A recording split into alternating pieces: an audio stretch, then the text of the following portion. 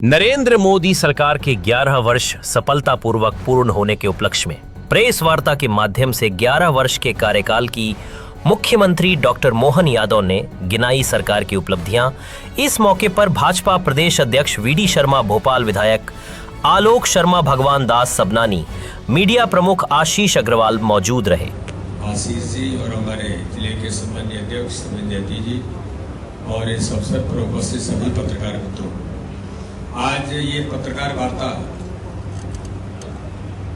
देश के 11 वर्ष माननीय प्रधानमंत्री नरेंद्र मोदी जी के नेतृत्व में कल 9 जून को 11 वर्ष जो पूरे हुए,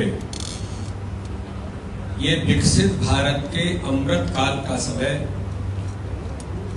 और ये 11 वर्ष माननीय प्रधानमंत्री नरेंद्र मोदी जी के नेतृत्व में सेवा, सुशासन और गरीब कल्याण के वर्ष है। माननीय प्रधानमंत्री मोदी जी खुशी के साथ कहता है कि मेरे अपने सपने का घर माननीय प्रधानमंत्री मोदी जी के माध्यम से आज मुझे मिला है। 70 साल से ऊपर के उन सब लोगों को जो माननीय पूर्व प्रोटेम स्पीकर श्रीमान रामेश्वर शर्मा जी, इस अवसर पर हमारे मीडिया प्रभारी माननीय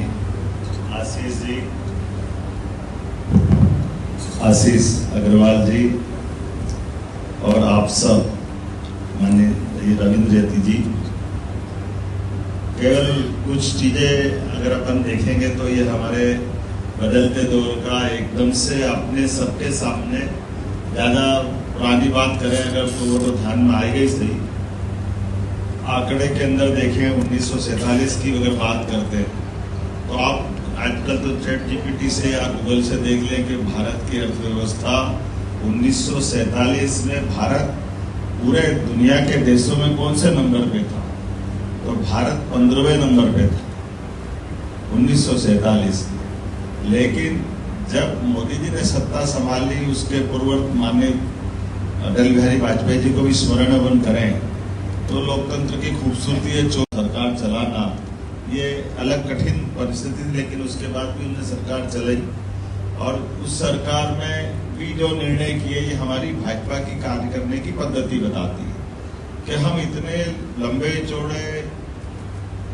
एक तरह से संयुक्त गठबंधन की सरकार के बीच भी देश हितैषी निर्णय परमाणु बम का भी ले सकते हैं, जो माननीय स्वर्गीय अटल बिहारी वाजपेयी जी ने किया। और 2014 से जो हम 15 नंबर के अर्थव्यवस्था में थे, हम देखते हैं कि वित्त मंत्री के रूप में स्वर्गीय मनमोहन सिंह जी अपना कार्यकाल पूरा कर चुके हैं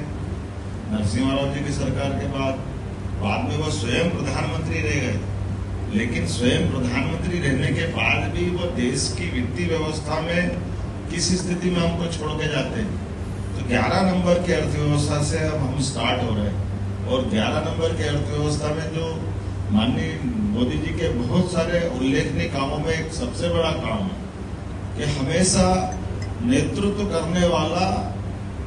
हमारे नेतृत्व के लिए हर कीमत चुकाने के लिए तैयार है। इसलिए सरकार के मामले में तुष्टीकरण समाप्त करके जनता के लिए जो जरूरी है वो सारे कड़े फैसले लेने के लिए बगैर संकोच के आगे बढ़े।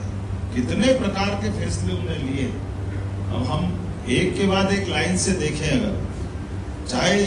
जीएसटी जीएसटी को लागू करने का मामला हो, टैक्स कलेक्शन से आर्थिक संपन्नता आएगी और ऐसे समय में जब लोकसभा विधानसभा में राज्यसभा में तो उतना बहुमत भी नहीं था उनका, लेकिन कैसे वो युक्ति बुद्धि से अपने विषय को लेकर जाना और सबको सहमत कर लेना, वाकई ये सोच के भी अटपटा लगता है कि जीएसटी से आर्थिक रूप से कितना पूरे देश का परिदृश्य बदला। कि सभी प्रकार के नवाचार के लिए देश आर्थिक रूप से संपन्न बनना चाहिए। इनोवेशन को बढ़ावा देने के लिए स्टार्टअप की और दूसरी प्रकार की बात करें तो लंबी चौड़ी बात आती है। लेकिन हम सब लाइन से देखें, जहां 40 साल पहले 370 के मामले को लेकर के